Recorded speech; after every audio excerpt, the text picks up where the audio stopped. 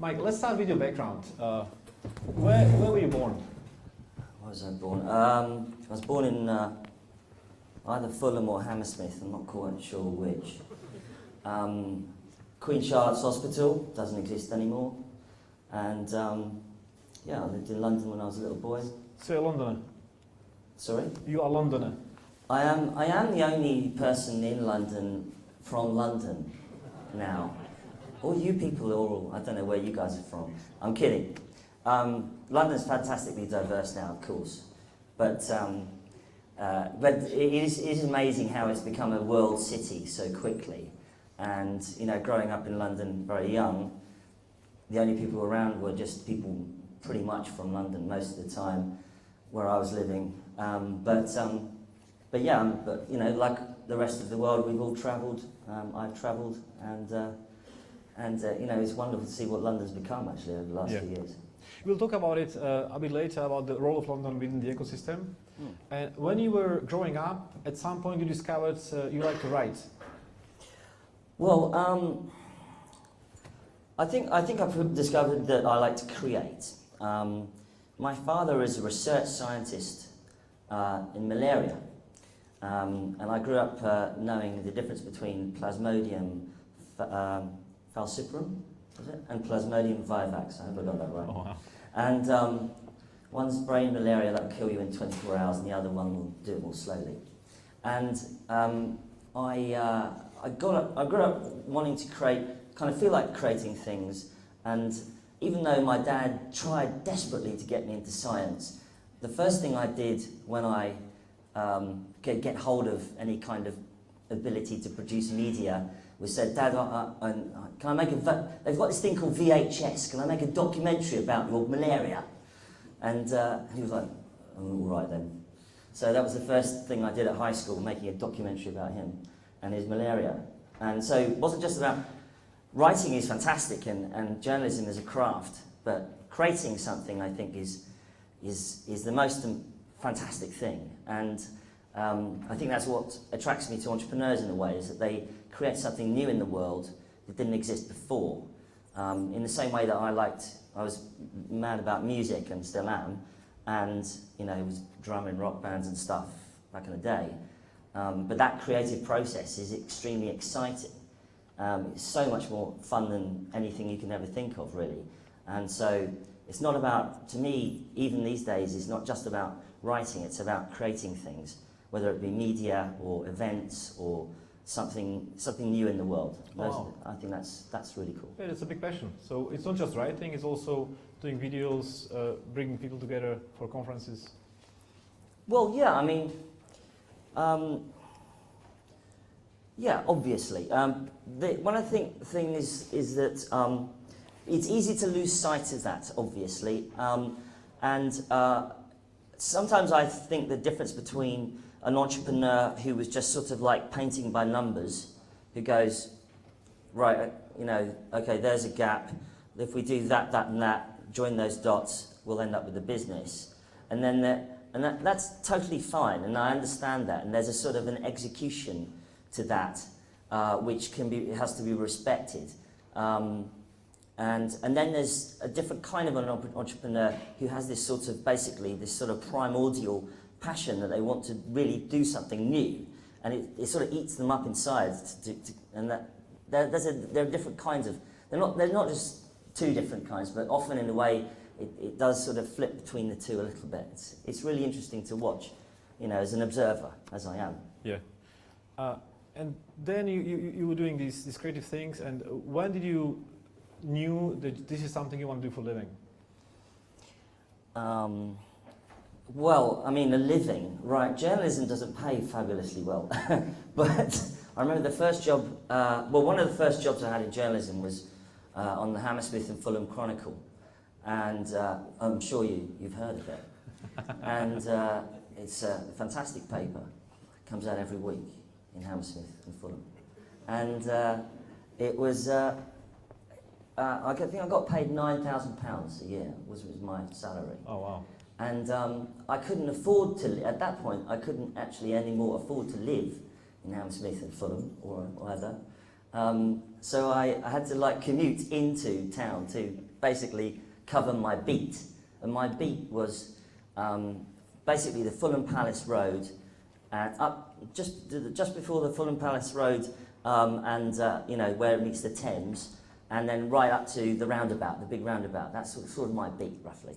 And up on the Fulham Palace Road is obviously just that road there. Just to the left of it, if you're looking like north to south, is some very, very lovely houses, just near Fulham football ground. And then just as you get a bit further north is the Peabody Estate. And there are only 2 stories that I used to end up filing for the Hammersmith and Fulham Chronicle, blessed be its name.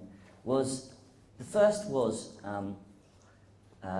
drug death on the Peabody Estate, heroin and gangs, and the second story was £25,000 Rolex watch stolen off the Fulham Palace Road. So, as you can imagine, it was basically a real local newspaper stuff.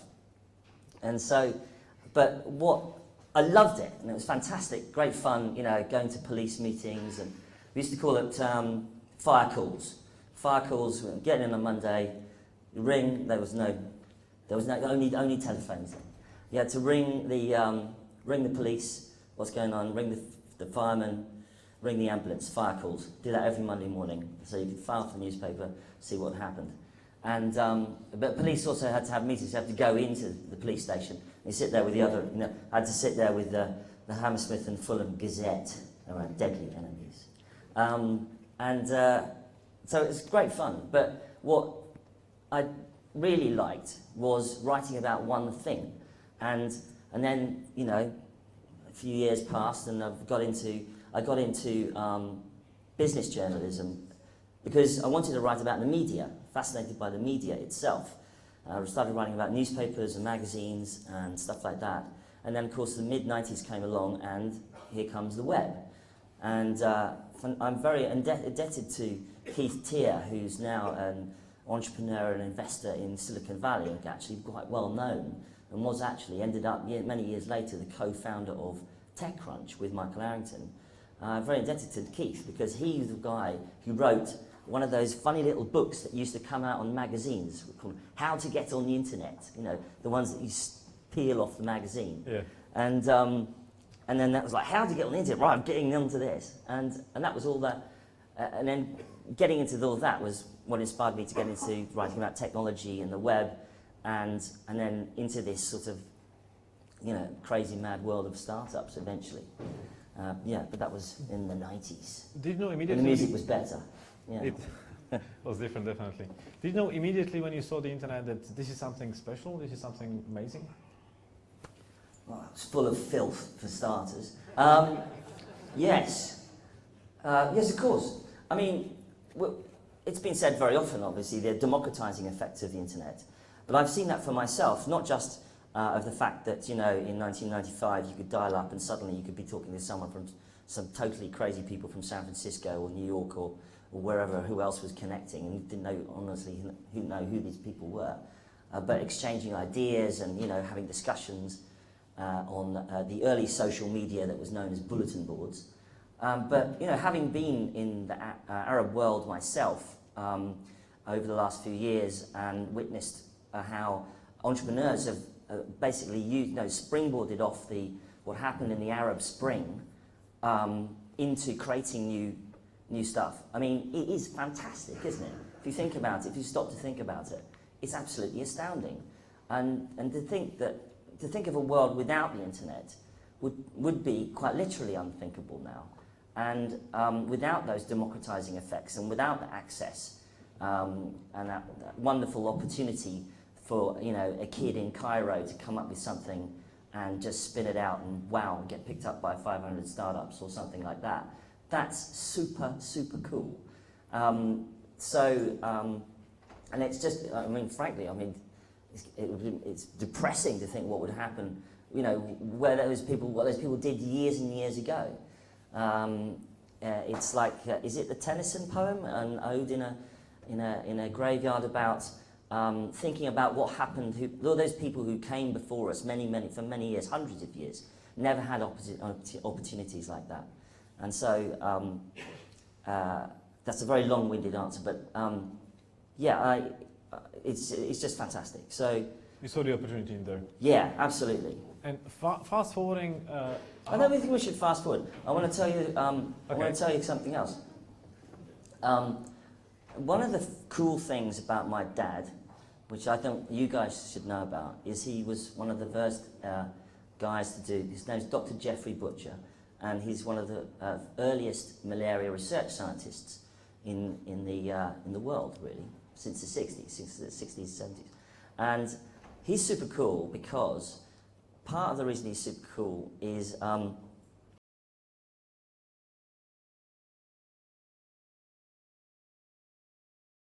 mother or mother figure who inspires you, then you should grab hold of that. You should use that as your energy. And that's where what my father has done for me. And one of the coolest things that ever happened to me was he got a job at a place called Porton Down, which is it's like the UK's Area 51. It's where they keep all the aliens. And but they had a research program there on malaria. So, but on the weekends, he would have to go and check if his experiment was working or not. So I'd get in the car, and you'd have to go through a soldier sort of thing, because it's all secure, surrounded by firing ranges for tanks and stuff. And we'd have to drive like basically a mile or so into the middle of Salisbury Plain, and in the middle of Salisbury Plain is this big hulking building, which should really be in a movie somewhere. And you can see it, I think you can see it on Google Maps, unless they've blotted it out. And he'd go in and check his experiment was working on the weekend, and I'd play football up against the wall, because I was only a kid. And while I was there, basically, the SAS would be jumping out of Hercules bombers, and there'd be firing ranges going on, God knows what else. And he came up, so, see anything interesting? And I said, Dad, there's like World War III going on over there. He said, it's all right, it's just the SAS. But he was so cool and so inspiring to me. That's why I got into technology, really, is because it doesn't really matter that I didn't want to become a scientist. He gave me the interest in people and the world, and wanting to change the world for the better that he had, because he is obsessed with making children's lives better, because children are the people most affected by malaria. That's how you found the area which makes you tick. Exactly. So that's what makes me tick. Uh-huh. Yeah. So I thought, I'll tell you. It's a very cool story. Yeah. Going forward to TechCrunch, how did you end up being at TechCrunch? Well, so let's cast our minds back. So it's the mid-90s. The web comes along. A chap called Tim Berners-Lee comes up with a lovely little web browser. It's all going tickety-boo. Up until then, it had all been Veronica and Archie and strange little apps connecting to the internet and strange little bulletin boards and stuff like that. But the web browser suddenly made sense of the internet. And I've been writing about the media business. I rang up a guy who was working on a magazine called New Media Age and said, have you got any jobs going? And so turned out he did. And luckily, I was much more at the geeky end of journalism, so I would literally go into newsrooms and reconfigure the Mac setup and then get told off, even though it was better, of course. And this was a perfect job for me because I only wanted to get involved in the internet business and write about the internet stuff, companies. And that was about 1996. And now we were trying to run an internet magazine in a building which had 4 modems. Each modem was only a 56k modem. So 4 modems. The entire building was trying to connect to the internet, and we were trying to run we were the only internet magazine in the building. This company called Centaur Publishing, which frankly didn't know what the heck they were doing, and we basically had to control the rest of the magazines to get off the internet so we could do our job. So it was super fun and great excitement, and eventually became the editor in the late 90s, and took it from what was effectively a newsletter into a magazine. And that really, so I've seen a couple of booms, as it were, prior to this one, shall we say. Yeah, similar things happened. You know, there was the case of the company that decided to create a boardroom out of inflatable chairs, and then there was a startup that put grass in their down, you know, real grass in their office, just to try and outdo Google, and all sorts of strange stuff like that. Do you remember the first UK-based company you wrote about? Oh gosh, that's impossible to say. I couldn't possibly say that. Something cool which you really remember, which excited you back then, and then they became big. Oh, it was more. I mean, I think FreeServe, of course, really changed the game, because they basically managed to figure out how to get people online all day and all night for a flat rate. The first flat rate dial-up internet access. I mean, it sounds completely anachronistic now, but that's what they did. FreeServe was the first one that did that. And whereas the whole of America had local calls and you could be online all day for 50 cents, it didn't exist in the UK. You know, every time you went online on a dial-up line, you would be paying by the minute. We just didn't have the same infrastructure or the same culture. So FreeServe changed the game absolutely on that. You know, I mean, when they IPO'd, they had 1 million users, and the IPO valuation was based on the fact that for every person, they were worth £1,000. That was in the IPO document. So therefore, they were worth, you know, etc. You know, etc. Yeah. So, so that's how people were valued then. People would literally do startups based on the fact that they had 25,000 pages of flat HTML. It wasn't an app. It was just a website, right? So that was the environment, and it was really a media-driven boom. The boom was media-driven. You know, I remember like people talking about £25, you know, per banner advert. £25. It's absolutely insane, isn't it? Because it was such a new medium, and in fact, because I was on New Media Age, you know, that's basically what we're about advertising agencies and web agencies and people like that, because it was considered a new medium rather than a platform in the way that we think of it now. Yeah. Yeah, you know, we had Brent Holman here, the founder of lastminute.com, in April, and he said, you know, the valuation of the company was really skyrocketing, and then it plummeted it decreased by 95%. Yeah, well, I remember being on the top of Soho House with Brent having drinks just the week before the IPO. And yeah, it was super fun, as you can imagine. Then it was stressful afterwards. And I don't think that I don't think that they realised what would happen afterwards. It was really a brand new world. Also impressive, he still managed to, he stayed for a few more years, and he still managed to sell it for over $1 billion. Yeah, I mean, no, Brent is an amazing entrepreneur. But Brent and Martha together did it, Martha Lane Fox. I mean, they were kind of pretty rebellious in a way. I mean, now he's a scion of government, and he rubs shoulders with princes and PMs and what have you. But I mean, Brent and Martha used to turn up at awards ceremonies in jeans and t-shirts, and they were proper proper rebels, actually. Just like you, right? Yeah. Well, I just do this because I don't have any other clothes. But so let's go back to you. Now you started writing, and then at some point you decided to do something else as well. You built something else. So what was the first thing you built? Well, I mean, I'm a media guy, and I love media and I love journalism. But I do sometimes wonder. I think, like many of the entrepreneurs in the room, you see something and you think, I want to change that, don't you? And one of the things that I saw in around about 2008, 2009 was the fact that, especially around here, the cluster of startups was building, but most of the meetups were happening in pubs and you know, in upper-level pub rooms and, you know, tiny little places all over the place, and nobody had a place to like hang out all the time. And there was this co-working movement happening over in the States, which was starting to fire up. And I'd just been to Dublin, and Dublin at that time had a thing called the Digital Hub, which was basically government-backed. But it was a place where you could go and get a kind of a desk, plug in, get some Wi-Fi, grab some coffee, boom, off you go. And I thought, why doesn't somebody do this in London? This doesn't make any sense why we're not doing this.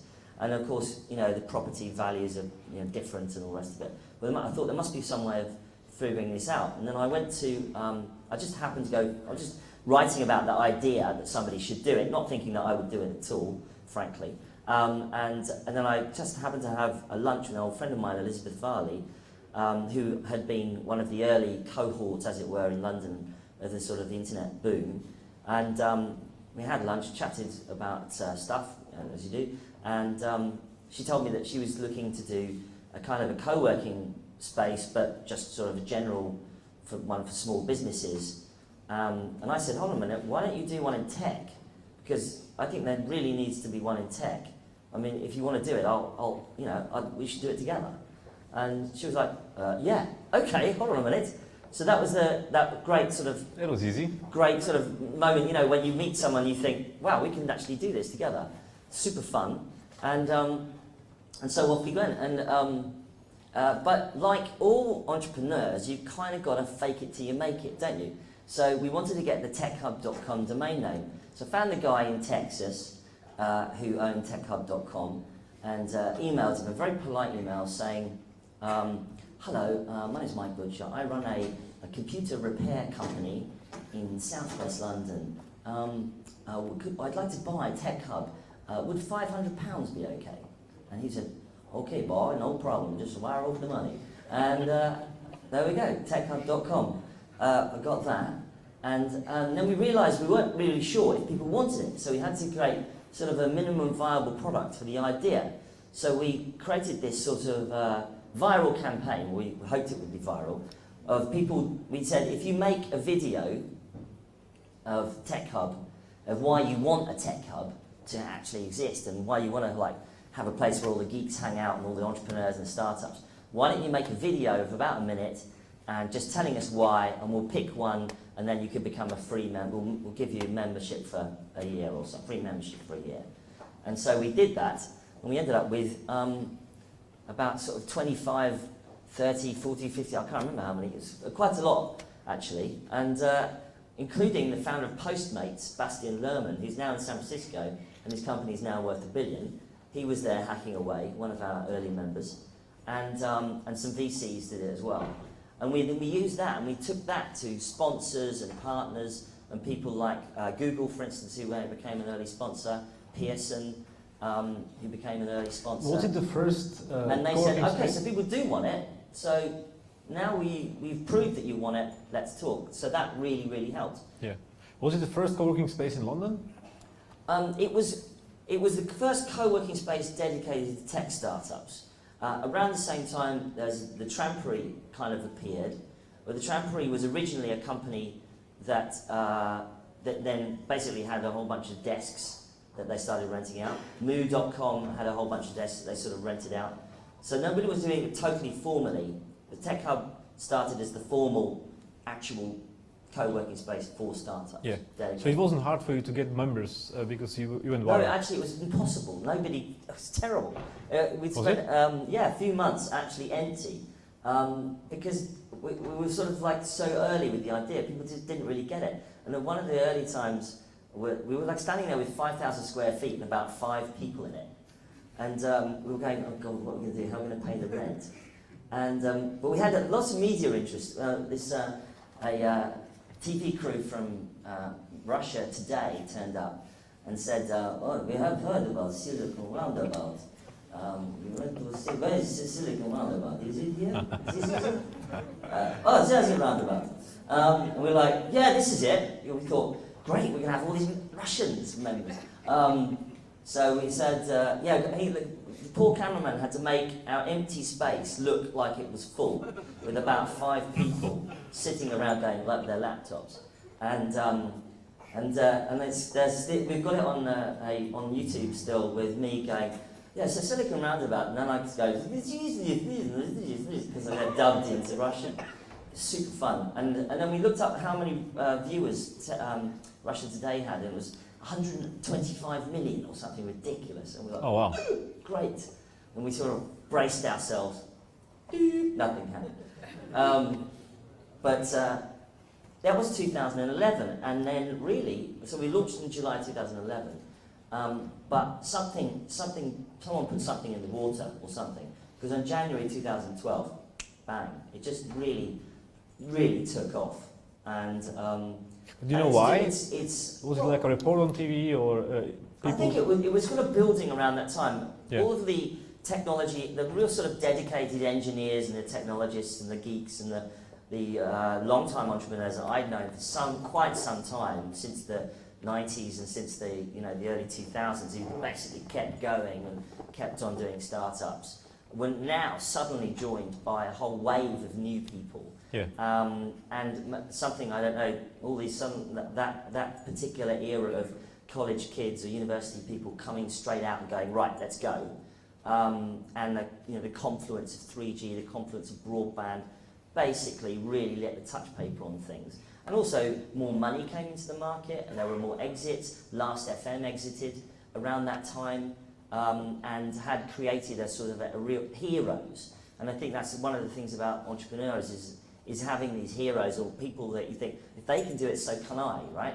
And that's what sort of flicked the switch, I think, on those things. Yeah. And on the space, you said 5 months without too many members.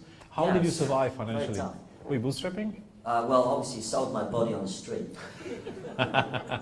which didn't really go very far. And no, but we muddled through somehow. And we did okay. We had enough members, and we put on loads of events. And I think that's one of the things about Tech Hub today. Actually, Elizabeth and now I'm effectively an advisor now. Elizabeth and her team now have built a great community, which sort of their special sauce, really, their ability to do events and introduce people to VCs and what have you. And now they've got 3 locations in London, and they keep picking Bs. They've got Boston, Bangalore, Bucharest. I'm waiting for the next B. But there's one in Latvia as well. There's one in Riga. And they've got a couple more under their. No, just did one in Madrid as well. So that's the interesting thing, because they're creating sort of a network, which is very useful for London and for Londoners, and for them as well, for these outlying or other countries to basically come into London as well. Yeah. Sort of use London as a launch pad. Yeah. So you, as being advisor of Tech Hub, for a while it was mostly central working Tech Hub. Now you have spaces like this, WeWork. What do you think about these guys? I think they're part of a movement that has happened over the last few years, which is quite simply solving the property problem for entrepreneurs. You don't know if your company's going to be around in 3 months. You need office space. Yeah. Blah blah blah. Very, very simple. And it's a real sort of policy issue, I think, for the government. And I mean, you said that I advised the PM and the mayor. Well, I mean, they didn't really listen, unfortunately. I actually managed to end up sitting in front of David Cameron about 3 years ago. Well, sorry, just before the Olympics, and I said, basically this is what I said. I said, you should turn the Olympic Village into a massive technology park. You should make all the Olympic athlete accommodation for engineers, for scientists, for geeks, for roboticists, you name it. That's what you should do. Simple. We're waiting. We're still waiting. But hopefully some of it will happen. There's a couple of good projects in there, like some of the Here East guys are really trying to do their best. Obviously that park there. But there is the WeWork guys and Tech Hub and all these other people are solving a problem for entrepreneurs, which is community, offices, events, and it's amazing actually how much is happening in London, because I go to other cities in Europe, and there's maybe a couple of these kinds of things, but it seems to have really taken off in London. So it's a movement. How hard is it for companies like this to scale? We know WeWork has raised 350 million recently, and they're growing very fast. Is it complicated to convince investors you can really spend this money wisely? Well, I'm probably the wrong person to ask that. You should ask the WeWork guys. But someone as an observer, obviously they've raised a lot of money, so that buys you a lot of leases, right? But then the other issue is how do you create a platform, a technology platform? Is there a technology play? And you have to work out whether or not there is a technology play there or not. One of the things I think that is really it's slightly frustrating about Europe is that we often don't create platforms. They create businesses, but not platforms. And it's partly to do with the ambition or the access to capital of investors, because investors, especially on this side of the pond, often say, you know, what are the figures looking like in 6 months, or what are your revenue figures, projections for 18 months? And that's a different proposition from value investors who tend to say, can you build me a structural monopoly in the next 5 years, right? And that is a different proposition.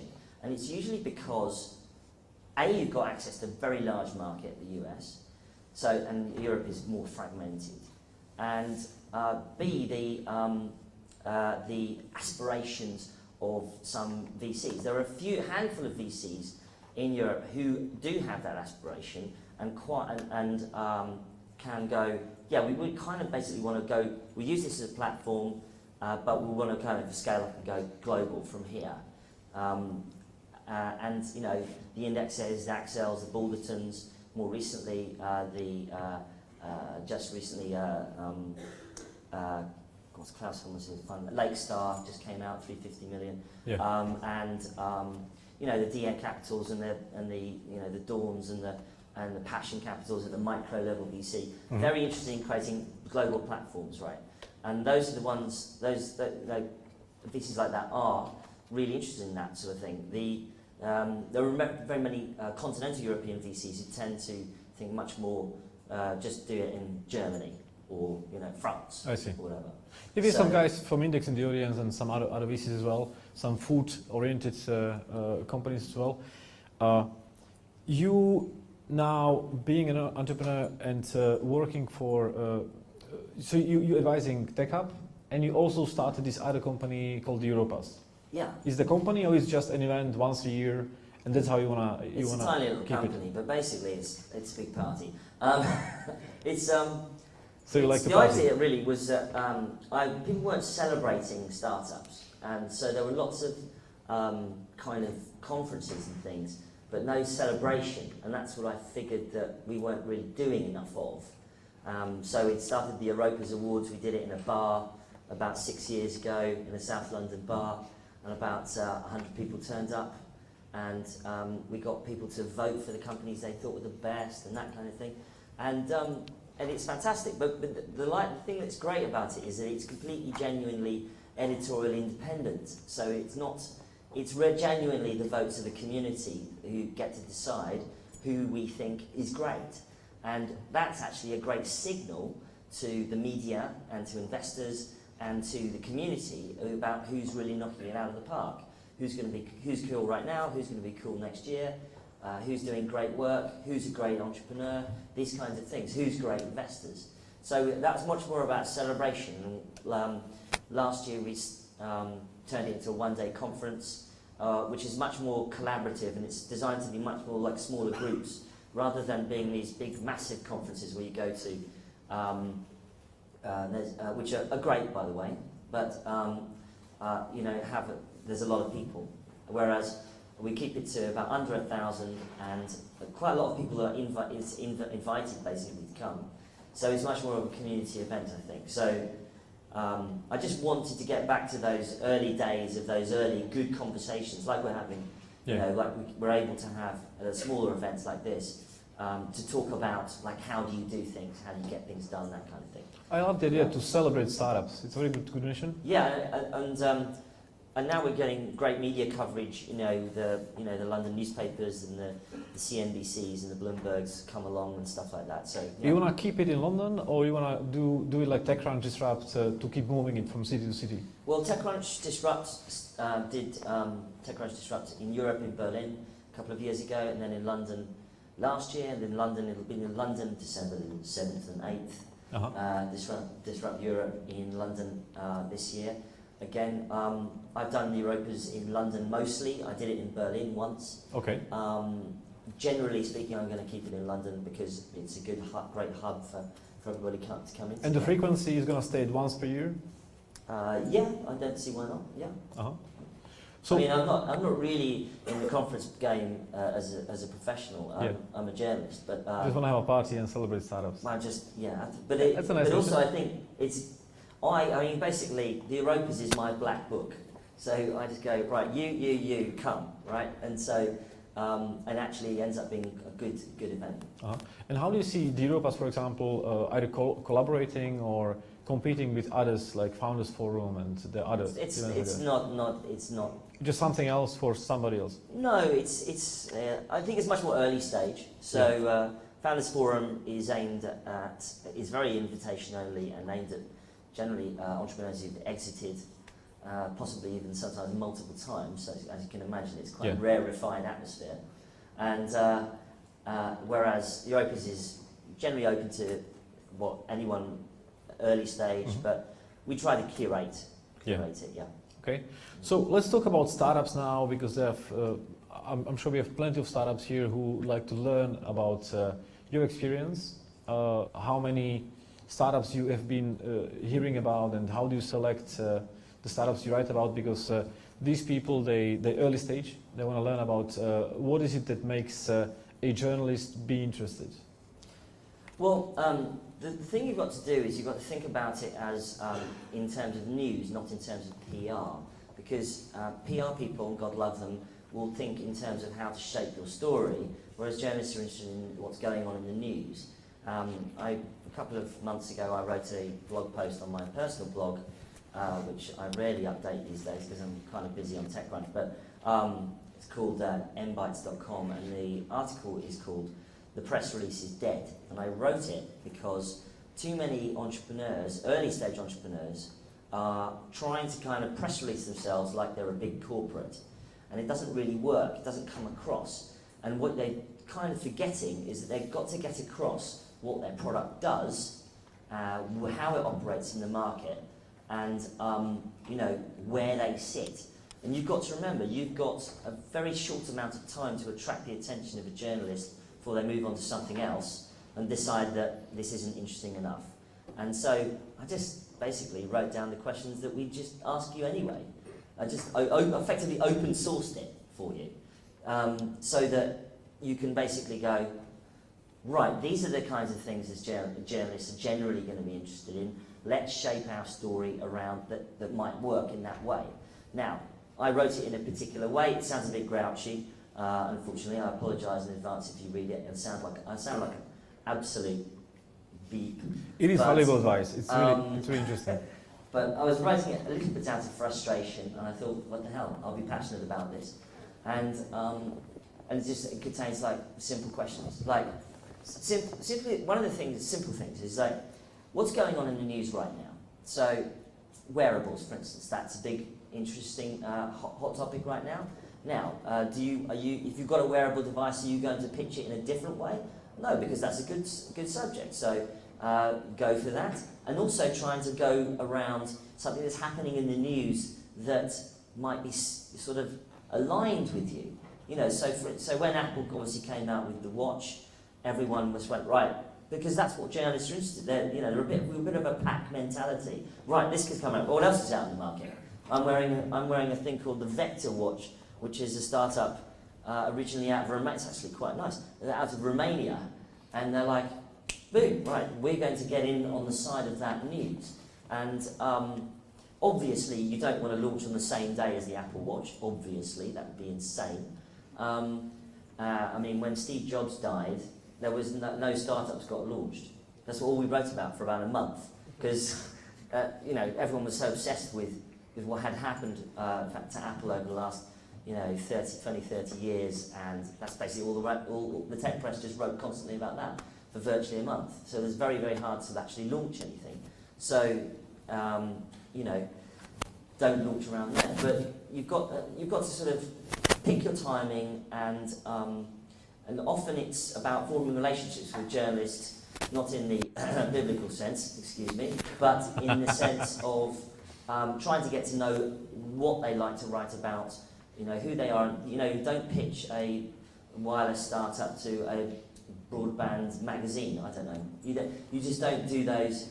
You go after the journalists, the titles that fit who what you're working on. Just very simple things, but often things that aren't sort of spelt out, I think, enough. So, Mike, how do you personally choose what startups do you write about? Do you go by themes, or it's just something you really like, you're interested in, and then you start to write about it? I really, really love very simple implementations of big ideas that just are just simple and just mellifluous and beautiful and work just in a magical way. So in the sense that you go, oh my God, that's amazing, that kind of thing.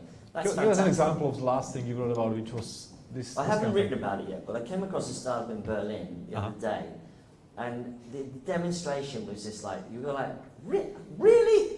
Oh, that's fantastic. And they're not ready to come out of stealth mode yet, but that's the sort of thing, that's super fun. But the other thing is, that often startups do incredibly complex things. So you're trying to kind of, we're trying to be the enterprise SaaS B2B platform for accounting, verified certifications of the et cetera, et cetera, et cetera. And it goes on forever, right? And I get, and then they try and over-simplify it and go, we're trying to change the world for checks. Or something like that. You go, it doesn't work either. Or we're trying to make accountants' lives beautiful, or something. It's kind of weird. Yeah, right, okay. And there are many, many press releases with the world's greatest, the world's best, etc. And they're all in the bin because they don't say anything. So admittedly, it's quite a hard job to kind of tell your story, but especially if it's more of a complex product.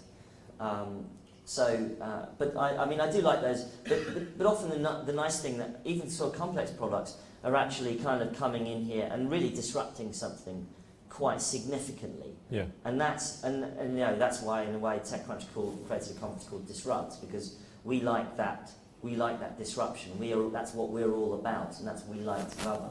Yeah. So anybody who does that, becomes somebody that we take notice of. Mm-hmm. For our audience, we are having this tool called Slido.com. You can all just open the page. There's no app needed. Just open it. Use the hashtag StartupGrind. On Twitter, the same. StartupGrind. That's the hashtag we're using for tonight. There's a question here, which is: what startups are most exciting in your opinion? Which startups are most exciting? Right now, in your opinion? We've got a number in London. FinTech is obviously a natural home for London. So startups like TransferWise and Go Cardless, etc. have, they're coming from a heritage in London, which we have very deeply here, and they've seen the problems that the banks have with either with Forex or with whatever, and really sort of attacked that. So FinTech is a big one. London seems to be very good at sort of sectioning off deep verticals, and it's partly because effectively it's no longer a city, it's kind of a mega city now. Yeah. And we have in London now contained within the city both Hollywood, Madison Avenue, Silicon Valley, etc. We have deep verticals in the city now because it's so big and so diverse and so culturally and talent rich. So people are just sectioning off. FinTech is a big one, fashion tech now is a big one coming out of London as well. Thread just raised 8 million for its startup. And that couldn't really have come. Thread probably could not have come from Silicon Valley. That's the interesting thing, isn't it? You think? Yes, because have you seen Silicon Valley clothes? Appalling. Just do not know how to dress. I can say that as a man who wears the same thing all the time. But there's lots of cultural startups that are unlikely ever to come from Silicon Valley. There is no culture there.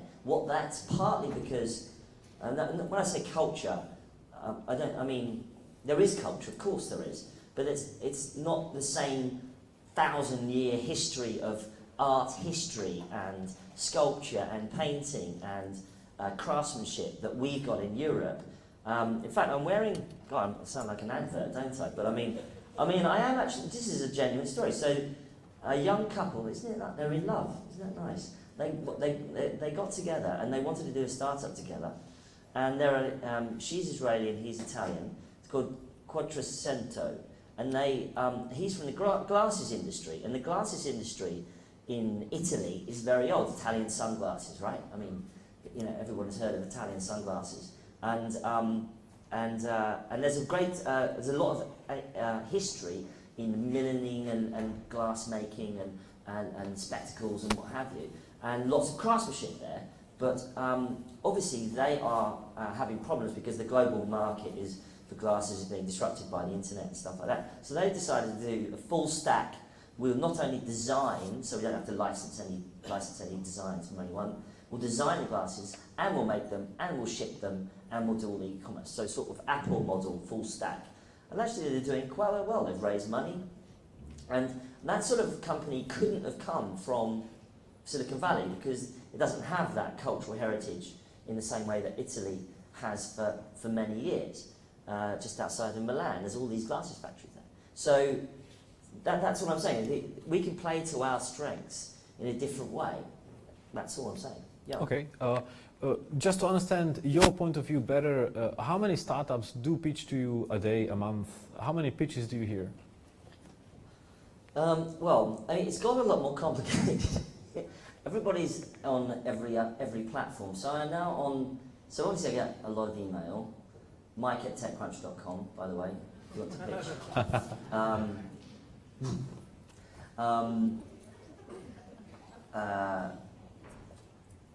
And so a lot of email, hundreds of emails. I used to say I get 500 emails a day, but I don't know. It's about 300 or 400. And a day. What? A day. A day, yeah. But now that you guys are all on everything else, so now I get pitches. So I always got pitches on Skype, and now you get WeChat, Line, Facebook, Twitter. Messenger, Twitter pitches at Mike Butcher. We just launched. Please look at our website. Or please check out our app. That is their pitch. What's a cool tweet you would look at? Well, I wrote this piece. The press release is dead. Which is a cool tweet though. I would look at. That's an interesting question. Mike Butcher, bugger off. You would look at that. I don't know. I look at all of them. I don't get. You know. There's actually a fake Twitter account which is a fake Mike Butcher's leather jacket. Oh, is it? Somebody out there has decided to do a fake Twitter account for my leather jacket. It says, "Can't wait for the dry cleaners on Saturday." This is really fun. That's funny, yeah. I said when I wrote this piece, the press release is dead, was I've actually tried to, even though I apologise in advance, it sounds super grumpy. I wrote it when I was very grumpy, and sometimes I get a bit grumpy, but there's a lot of information in there which is basically how journalists behave and operate and the things they have to deal with all the time. And one of the things I said, I've started adding notes, so I'm sort of gradually updating it. It's going to become a Wikipedia of how to pitch. And one of the notes is how to pitch on Twitter. And the answer is don't, basically. Don't pitch on Twitter, but okay, send a pitch, something that has some substance. Not too much, don't tell me the entire life story, unless it's super interesting. But some substance on email or whatever, and then you can tweet the journalist and say, "Hey, I just sent you a pitch. Take a look. It should be in your inbox right about now, right?" And you might go, "Okay, fine," and then you can sort of go, "Right, okay, I get it." But when they go, "Hey, we just launched. And here's the website," and you go, basically, I have to do that thing where I'm in the middle of something and I go, "Now, is it worth my while dropping everything now and going looking at that, or can I just continue what I'm supposed to be doing, like working, should I really do that? I have to make that decision, Yeah. right? And that's a split-second decision. And if it's somebody that I know, who is a serial entrepreneur or a VC or a contact of mine, then I'm probably going to look at it. But if I'm someone I don't know at all, then you're just going to make that decision of have I got 10 minutes to kill, which is usually never, or am I going to carry on with what I'm doing? That's the issue, right? Mm-hmm. Or it's like, we just sent you a pitch, it's in your inbox, and you go, and then you'll remember, okay, that's the person who pitched me on Twitter. Fine. On this note, so you get up in the morning, you open your laptop, and there's a bunch of emails in your inbox. What grabs your attention? How do you decide which ones to click on, or you go one by one? Well, I mean, I think the thing is that what people don't understand is that journalists are working on stories all the time, so they're not necessarily going through their inbox with a fine-tooth comb. Uh-huh. I'm writing a story right now which has got nothing to do with email or whatever, any email that's sent to me. So, so your inbox is like, incoming, but there are things going on all the time out there in the real world to do with Facebook or Twitter's IPO, Twitter's share price tanking, or Ashley Madison being hacked, or things like that. That's news, right? And that's what we cover. And so obviously it's hard to get into the news cycle, which is why I often say to startups, try and get in alignment with something that's going on in the news, because that's it's where the gaze of the media is at that moment. That's interesting. Yeah, and rather than sort of let's do flatline and then bang, press release, and then back to zero again, it's better to be part of the conversation that's going on. And I think also Twitter's been fabulous for journalists, because if you notice somebody talking to you intelligently about something, then when they come to pitch you, their company or whatever, you're more likely to take notice, aren't you? So Twitter is not an inbox in the same way that email is, because email, am I going to open this and have to download a 10 megabyte PDF, paid PDFs, or I'm just going to have a conversation with somebody, and that's the difference. And the thing is, we're about news. We're not about just waiting for someone to email us all the time. So if I have a startup, what is the best way for me to get your attention? How do I do that?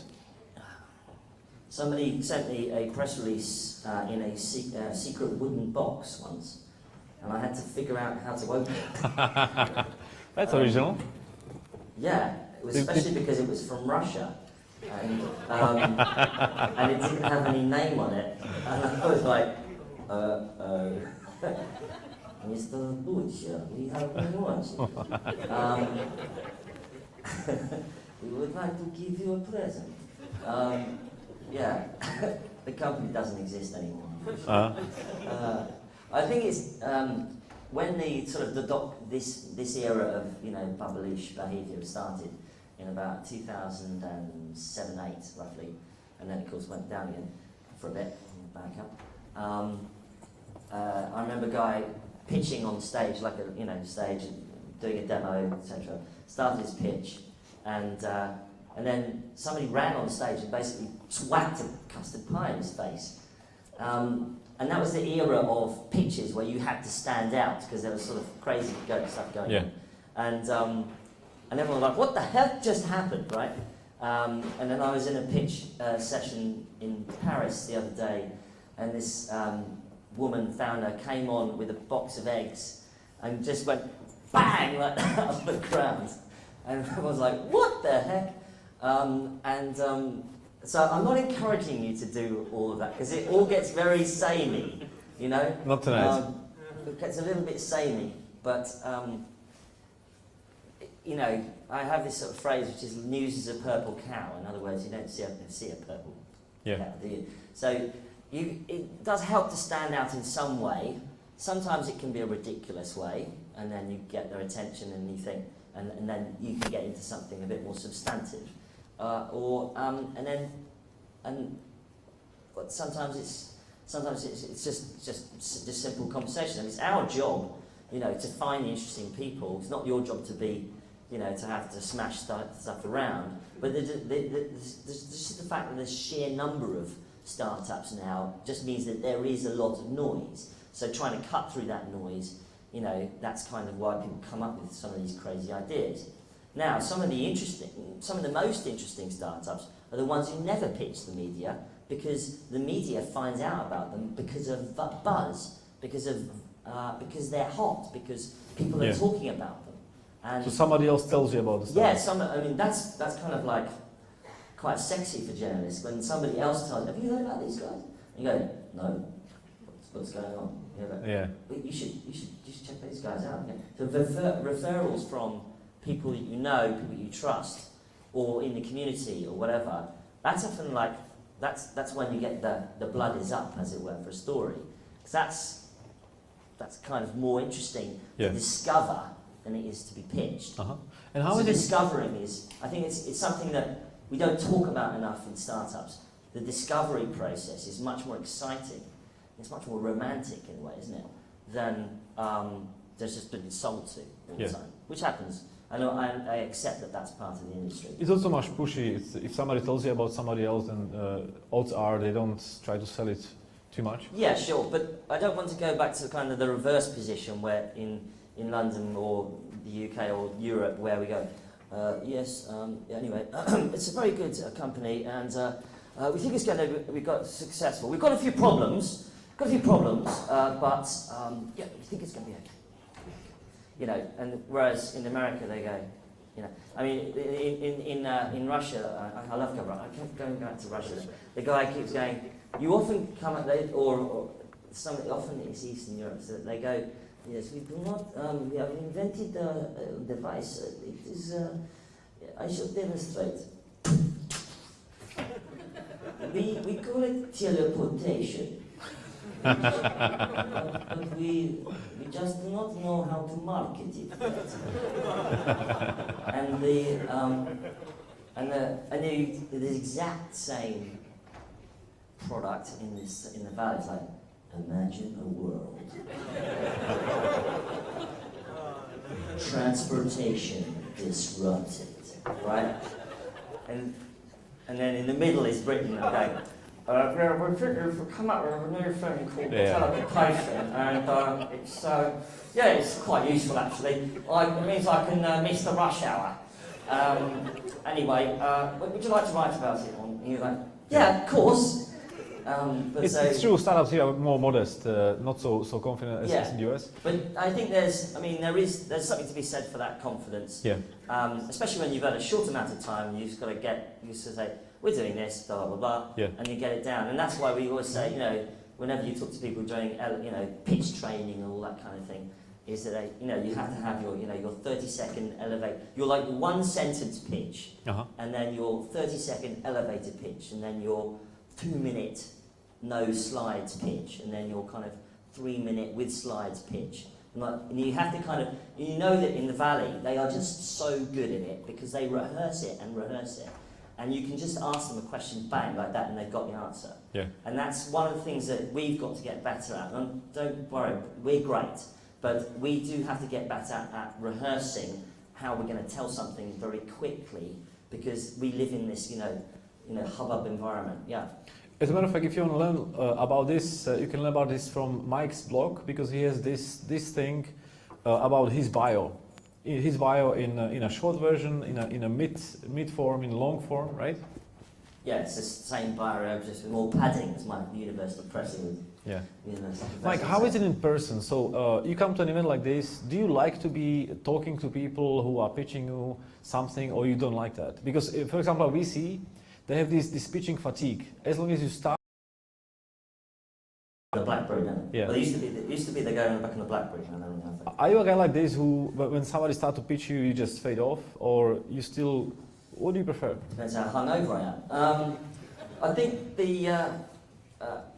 I just think it's just a very normal thing. It's just just be human, right?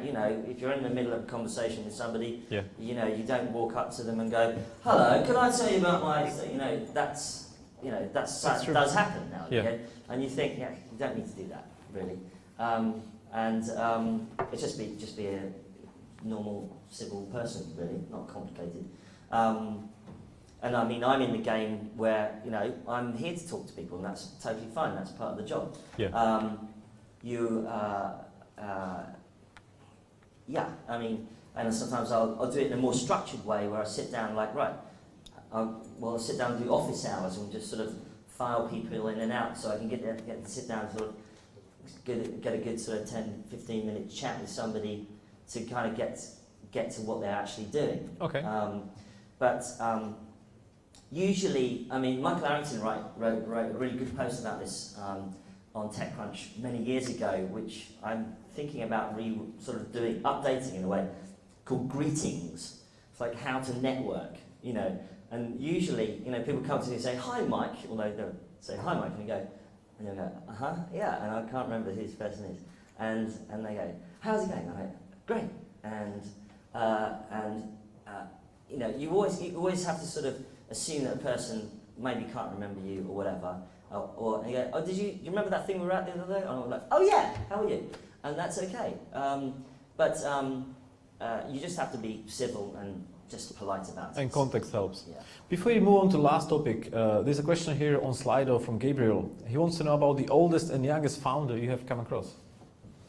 Well, definitely the oldest is a bit hard, to be honest with you. Not that there aren't older founders, there are, absolutely. But usually they're serial entrepreneurs who've been in the business a long time, and they don't really stick out to you in this. They're not unusual to you because you know who they are. They're experienced. You know, I mean, Brent's not old, for instance, but he's a serial entrepreneur, and so if he comes up with a new startup or something, yeah, I go and see him and chat about it, etc. Admittedly, I haven't met any 100-year-old entrepreneurs just yet, but then the internet business is relatively young, right? So, the youngest one was probably Nick D'Alassio, who did Sumly.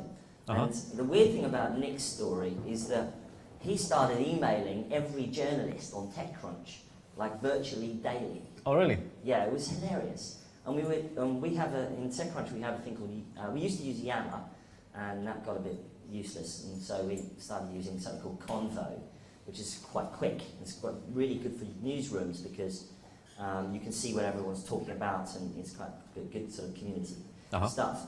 And we were like, who the heck is this guy real? And we didn't know who he was. And he's emailing everybody, and we're like, does anybody get that pitch about that summarizing app or something? Anybody get that? And I was like, oh yeah, I got that, and John got that, and somebody else got that, and whatever. We're like, the guy keeps emailing us every day. I'm like, okay, yeah, okay. We were like, yeah, who's gonna draw the short straw to check out what it is? Oh, okay, we'll see what's going on. And but the emails were very funny because we didn't know how old he was, and I think he was quite young, wasn't he? He was about 14 or something. Yeah. Quite young. We didn't know how old he was, so it sounded very odd coming from what we thought was an adult saying, "Hello, could you write about me? Could you write about my app? Could you write about my app?" Like sort of obsessive, you know, ADHD entrepreneur. And we were going, oh, God. Okay. And did you? And then I think one of the team, it wasn't me, but one of the team picked it up and just went, okay, I'll just write about it. And just didn't know who he was, didn't know how old he was or anything. And just wrote about the app, just like entrepreneurs come up with an app, summarises, we checked it, it works, interesting, okay, leave it, forget. The next thing we know, I get this incoming saying, what's his name? Is it Li Kuai Chung, the guy from, I can never say his name. What company? You know, the Hong Kong billionaire. It was a Hong Kong billionaire. Okay. His name escapes me for a second. Was investing $300,000 into this Sumly app, and it turned out he was 14-year-old Wimbledon College high school student, right? And we were like, what? That's a story right there. Yeah, totally. And I think that's the other thing about journalism is you know, personal stories of the entrepreneurs are often interesting, in the same way that a story about a 12-year-old coming up with an amazing app is a story, not necessarily because the app might kill Yahoo or Facebook, because it probably won't, but because they're so young. So there's a sort of personal element there, and in the same way that often when I speak to an entrepreneur and I say, how did you come up with this? And it turns out, like, you know, they were a refugee and they had this problem. And I was like, what the hell? That's a great story. Yeah, and that becomes a great story. We just covered a startup, a Palestinian startup, who basically got out of Palestine and launched their company in Estonia, of all places. And it's a charging startup for batteries. There's Voxer is a startup out of Silicon Valley, which is like a walkie-talkie app. You know, you're talking to it and sends a message. And it was very, very early. This is like quite a long time ago, actually. Now it's about 5-6 years old, and in a long time in our time. And it turned out that lots and lots of people, businesses were starting to use it because it's so much more efficient than using actual walkie-talkies, because it was like a little inbox of voice calls. Voxer, and that came up with because the entrepreneur Tom was a special forces Marine in Afghanistan when his convoy was cut. This is a totally true story. Oh, wow. His convoy was came under fire, and suddenly the jeeps were taken out at either end. He was one of the last guys standing, and he had to call in an airstrike, airlift for the wounded, and speak to his commanding officers across the border and internally as well from nearby. And he wanted to do it, but each time he had to do it, he had to switch channels. And he came up with this idea many years later when he discharged when he got out of the forces, to create this startup. And that personal story, because so that he could send voice to many different places very, very simply. He came up with that startup as a personal need that he wanted to fulfill. It's a really strong story. So that is often, don't forget, as an entrepreneur yourselves, you might come up with a great product, but also you've got a story as well, potentially, right? So that's something else. Super story. Maybe we can talk about PR all night. Before we finish, I'd like to speak about London and the UK in the ecosystem. And we can start with the question we have on Slido here. The question is from a person called Anonymous, and he wants to know. He wants to know what do maybe what do cities like Birmingham, Manchester, and Newcastle need to do to establish successful startup ecosystems like London, New York, or Boulder? Is that from somebody in Birmingham or Newcastle? Guys, who is the author of the question? Own up. Where are you? Who is the hacker? Anonymous. Over there. There he is. Is it? Good for you, not anonymous after all. What's your name? Stuart. Hi, Stuart. That's a very good point. Now, I've been observing the startup ecosystem in the UK, but also internationally for a while. There are a couple of structural issues which you cannot get away from, right? The two biggest structural issues are always, doesn't matter where you are, where you're from, what country you're in, is money and talent, right? We know now that talent can come from anywhere, obviously. And the money moves less. And the money is contained in institutional investors who then invest in venture capital funds and also angel investors, and they tend to be in places where these people like to live, right? Yeah? Yeah. And so that doesn't mean to say there aren't institutional investors in Manchester and Birmingham, because there are, but there are less of them. And then so even though there are VC funds in the north of the UK and in other parts of the UK,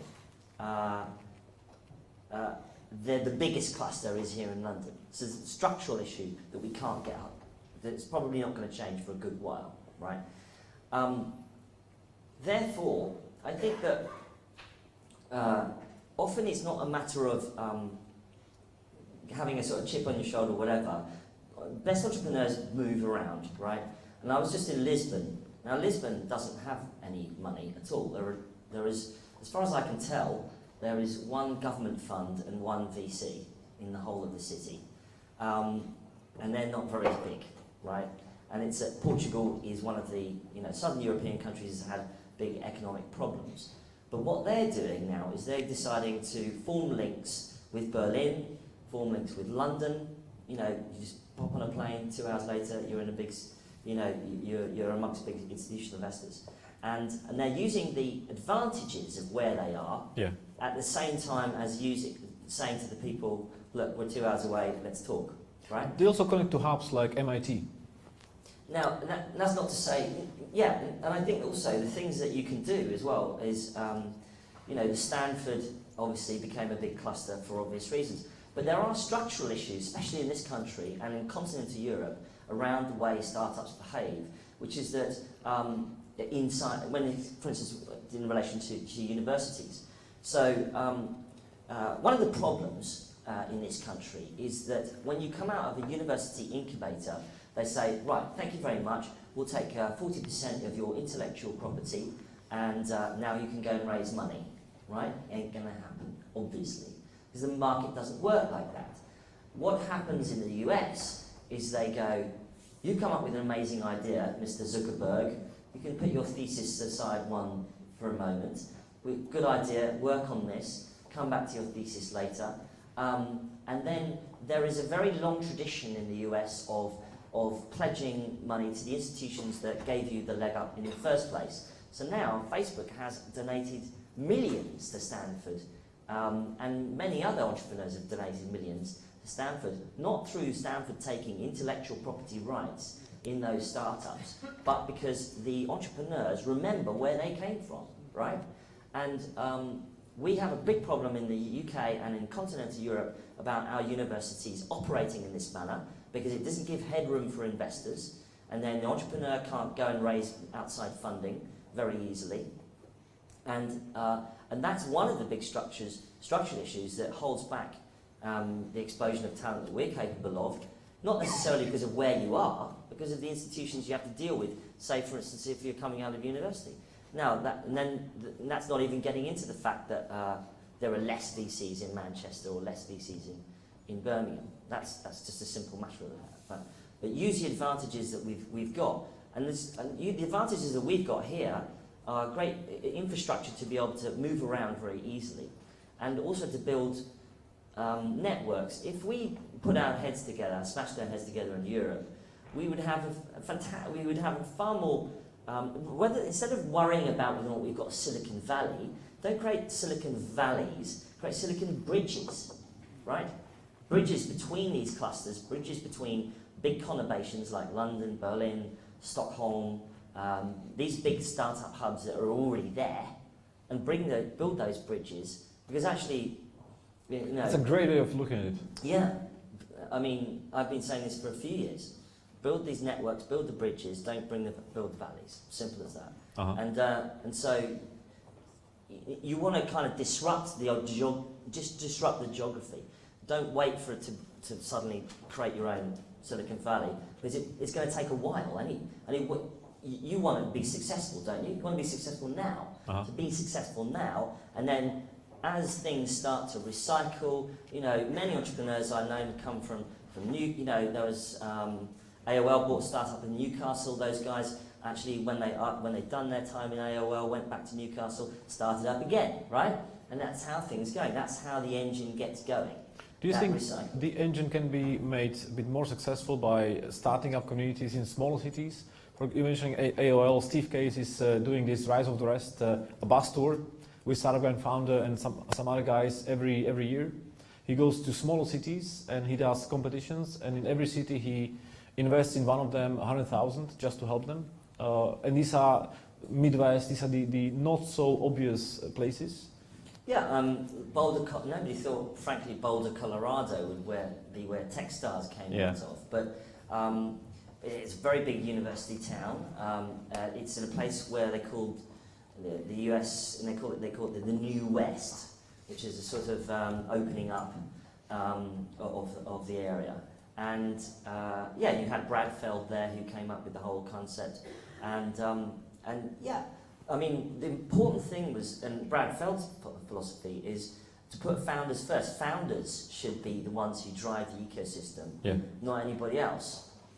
So when founders drive the ecosystem, that's when things start to happen. Yes, you could get a conference in Bournemouth called Silicon Beach. Oh wow! Let's to the beach. Fantastic. And but unfortunately I couldn't go. The date was wrong. But yeah, fine, go for it. Okay. Unless you do get companies, unless you get exits, right? Unless you get exits, unless things don't necessarily happen. Yeah. So you have to have that good recycling of startups and cash. Story-wise, before we finish, let's take some questions from the audience. 3 or 4 questions, just quick answers. Anybody wants to know something from Mike? Do we have microphones? There you go. Yeah, Osman here from Tech City Coffee Meetup Group. Usually I get emails every week from you and from Tech City News. From me? Well, Not from me. Yeah. TechCrunch.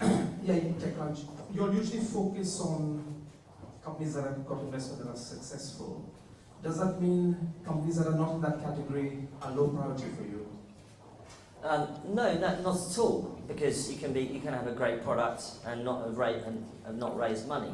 The only issue is that when a company raises money, what's actually happened is that an investor has effectively done weeks and months of due diligence on this company that the media doesn't have time to do. So it's a vote of confidence, and especially when it's a marquee investor, a well-known one, then that does usually mean that that company's going to get covered, because these guys move the needle in the marketplace, right? If you haven't raised money, then you're relying on your product to get media coverage, or something else, or you, or whatever, right? So that's a slightly different proposition. It doesn't mean to say it won't happen. All sorts of interesting products get covered that haven't raised money, and then go on to raise money. Mm-hmm. So it's very simple, yeah. Okay. Hello, I'm Jonathan. Are there any technologies which you've seen fall by the wayside, or business models which you think are durable, when you look back to the first wave of tech startups and back into the 90s?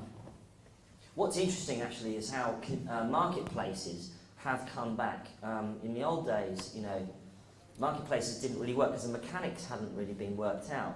Now, marketplaces have switched to mobile and actually have come through. So now you've got, there's a couple of companies like Wallapop, strange names, Wallapop and Spock. I think they were Dutch. And Wallapop's out of Barcelona.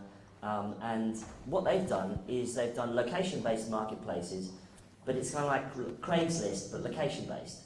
And all of a sudden, that suddenly changes the game because the mobile knows where you are.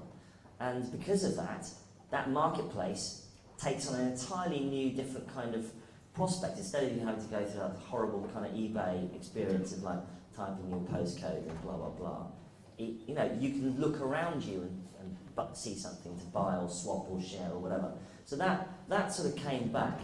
There's a particular business model which please don't anybody do this, which is I'm going to challenge my friends, I'm going to jump off this wall, it's very high, and then click, I'm going to nominate my friends and challenge them to do the same thing. And I've seen that business happen so many times, it's really weird. First it happened on the web, it was called Bragster. They died after a year, they raised $1 million.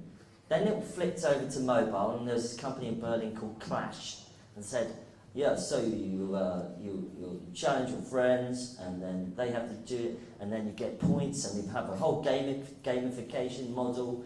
And I was like, oh, yeah, great, how are you going to make money? I'm like, we're going to get a whole million, we're going to get 10 million users. And that never happened. And that never works. So don't do that. But Another question over there? Location-based, there's usually location-based. A lot of apps use location for some reason, and actually it's pointless. But, All right, thank you very much, Mike. My question actually, I'm co-founder at Ridiculous, which is a fashion tech startup, and the question is about politics, and actually your experiences, and your father's experiences in Africa. I'm Polish, and my nation brought to England, among many immigrants, also faster payments, because I remember in 2003, I've been able to pay electronically on an electronic bank, and I had to pay checks here in England. What could Africa bring to the startup ecosystem? What kind of solution would work today in a developing nation that will disrupt the developed nation 5 years later? Yeah, well, that relates to often the scarcity breeds innovation. I'm sure you've heard that phrase. And so M-Pesa was the big mobile payment mechanism, which I think got big in Kenya first, which is electronic payments. So you didn't have to carry cash around. You could just SMS somebody and you would pay them from the bank account. So that scarcity breeds innovation.